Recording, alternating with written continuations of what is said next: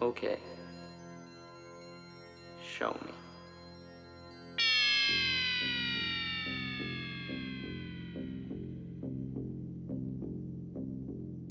Hi there, welcome back to the DutchRC channel, and I've got another box for you. Well, it's not about the box, of course, but in this box there should be an DYS. Hey, the brand isn't even on the box, but it's a DYS FPV X230, which makes it a 230 size quadcopter, slightly smaller than your average racing quadcopter. It has a full HD 1080p FPV camera, an adjustable tilt camera angle. The angle of the camera is adjustable, remote range 1 kilometer, might be possible, and colorful signal lights, which basically means it has LEDs.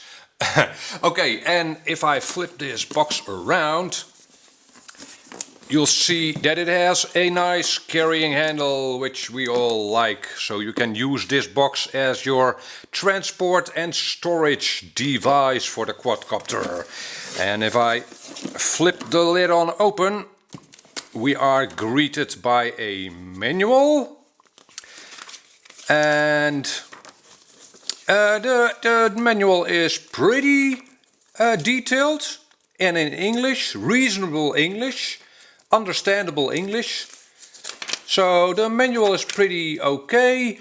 There are a few details missing in the manual, but you'll figure it out with this manual. So the manual is fine. Okay, and we've got some more foam padding, and in the box you see here a radio and a quadcopter, a battery, and I'll take everything out of the box and show it in more detail right now. Hold on. Alrighty, the first thing in the box is a charger, not your most elaborate charger, but it'll actually charge LiPos, LiFe's, and NIM LiPos, NIM packs. So that's nice, and it'll charge your packs via the balancing port. It can actually charge 2S and 3S packs. So that's nice, and it comes with a power cord, with a US connector, I think. It also comes with a European style adapter and a lead to connect your flight battery to the charger. And I'll show the flight battery right now. Here's the flight battery that comes with the quadcopter. Now, as you can see, it is a proprietary LiPo, so you can't go out and buy any kind of LiPo for this quadcopter. That has drawbacks and benefits. For most hobbyists, it'll be a drawback that you can't use your standard LiPos. This is in fact a 2200 3S LiPo, so very common. But once again, you can't use for this quadcopter your other flight packs. The benefit of this is though that it is very safe and easy to operate for beginner users.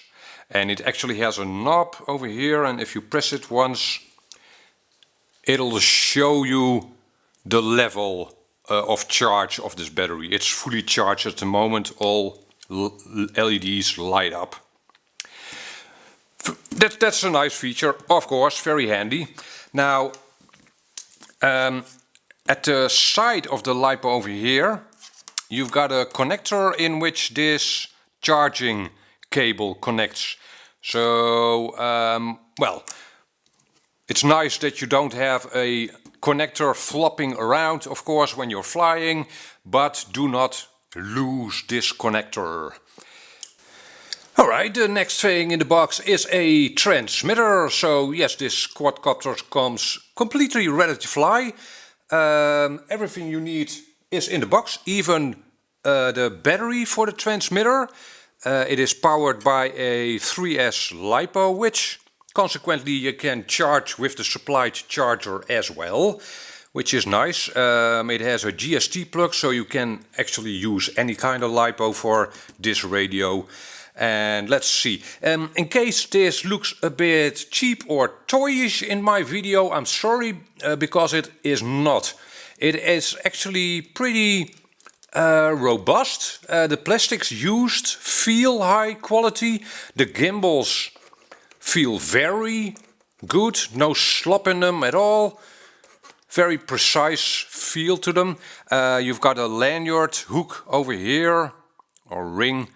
And over here you see a screw hole in which you could screw in a external FPV monitor. This kit does not come with a monitor or goggles. Now if I power the transmitter on, it'll show you with these 5 LEDs over here what the charge level of the included battery is. Mine is now completely charged. Also, you see a little window over here with a display which shows you which channel is selected, which FPV channel. As you can probably tell, it has 2 antennae, one for the remote control of your craft, and one of the antennas is for the 5.8 GHz reception.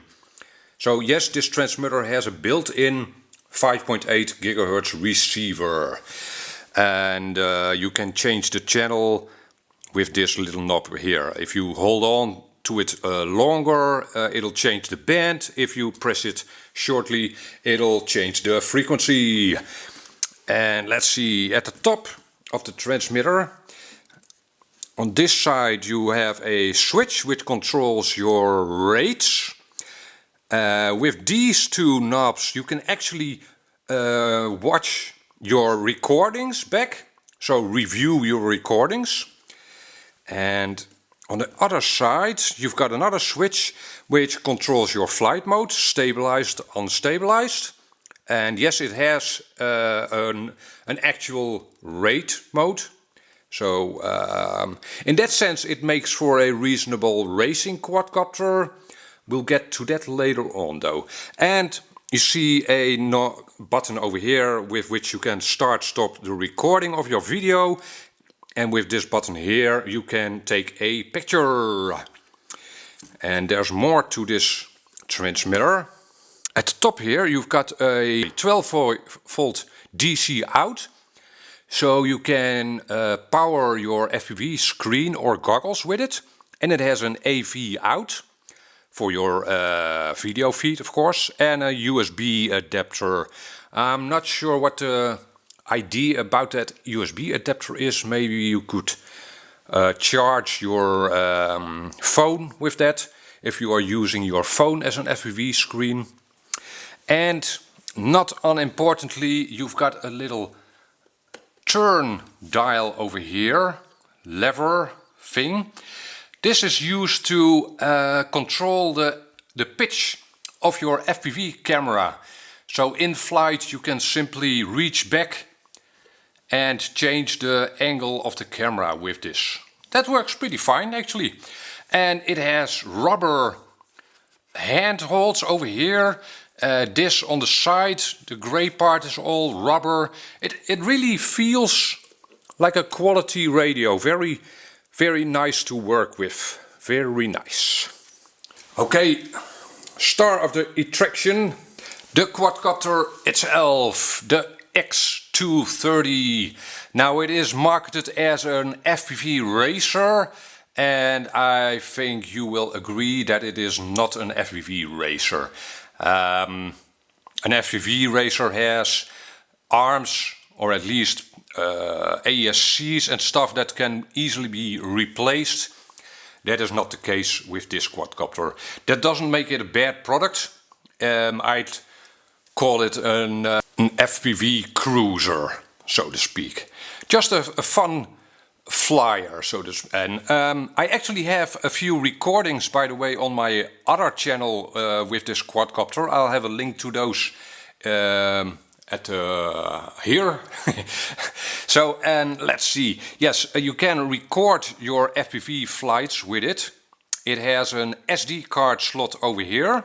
Maximum memory card are 32 gigabytes for this quadcopter. It has a USB port with which you can access your recordings, and a little reset button at the top over here. You've got another display, just like the transmitter has, with a knob over here with which you can change the channel and band as well.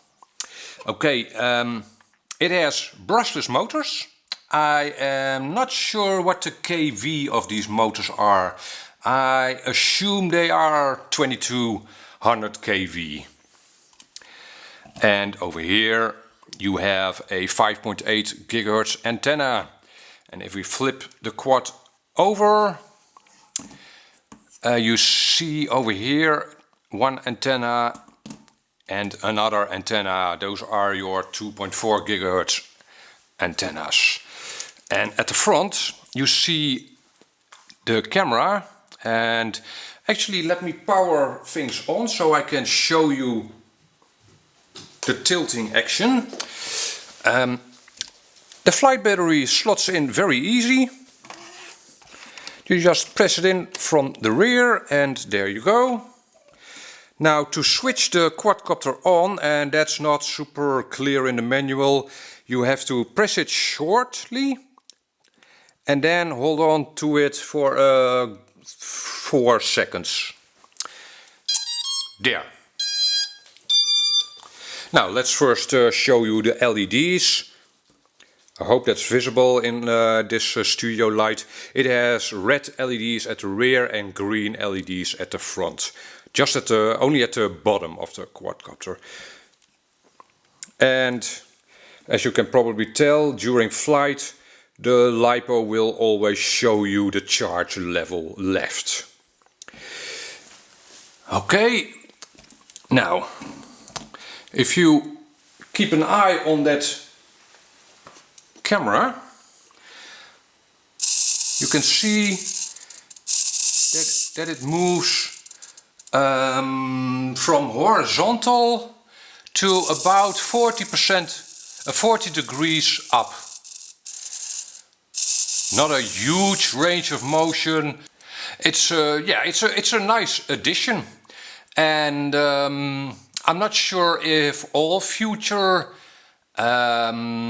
quadcopters like this will include an option like this. I am sure though that we will be seeing more of these ready to fly, well packaged, streamlined quadcopters. I think the market calls for that as well. So that's a good thing and smart thing to do. Okay, and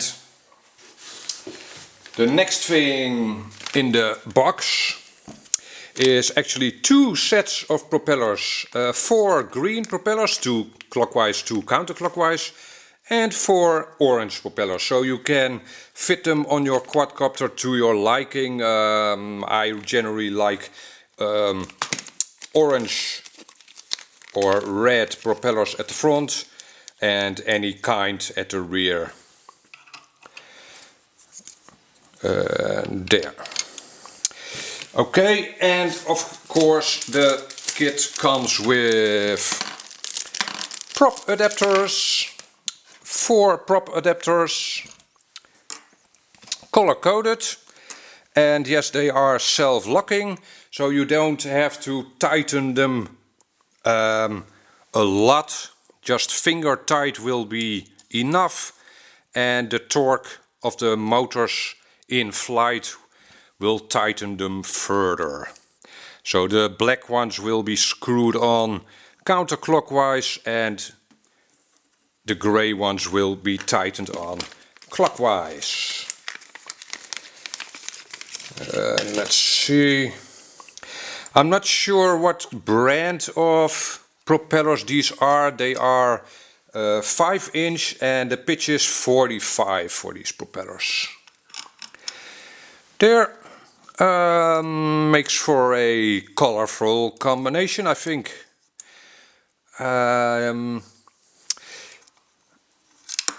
Oops, wrong way around.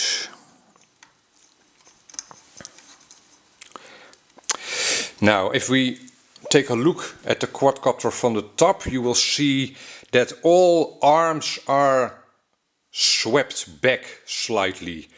It isn't a conventional X shape or H shape of quadcopter, and they've done that to have the lipo more towards the center of the quadcopter, and with the arms swept back slightly, the propellers won't be in view of the camera. Once again, I have a few recordings made with this quadcopter already, and you will see that indeed you can't see the propellers in the FPV recording. Okay, and last but not least, you get a sheet of stickers, and as you can see, I've already applied 4 of them at the front arms. You can go with the blue, but whichever you prefer, of course. So, well, I think so far so good. Of course, if you like the looks of the quadcopter, is subject to personal taste. I do at least like the appearance of quality. The plastics used look and feel good. It is pretty streamlined, and you can actually sense that while flying, that it is aerodynamic. Much more aerodynamic than your carbon fiber self-built 250 quadcopter, which is good. I like the idea of this tiltable camera. I'm actually glad that it isn't auto leveling. For absolute beginners, auto leveling might be a benefit, but I'm not even sure. And for experienced pilots, it is far from a benefit. You wouldn't want a self-leveling FPV camera because you wouldn't be able to see the angle changes of your quadcopter, and that's mandatory. So, let's see, have I forgotten anything? No, that's everything in the box. Now, I haven't been able to locate replacement batteries for the quadcopter yet. That's a bit of a drawback, but that's common, I guess, for new products. It takes a while for the factory to ship replacement parts like the battery for products list. So I'm sure they will hit the market pretty soon. Well, so far I like the quality feel of the quadcopter and the transmitter itself. So so far so good, I guess. I've made a few flights with it, but I'll get back to you on that in my review of this quadcopter. For now, thank you very much for watching, of course, and I hope to see you back in another video. Bye bye!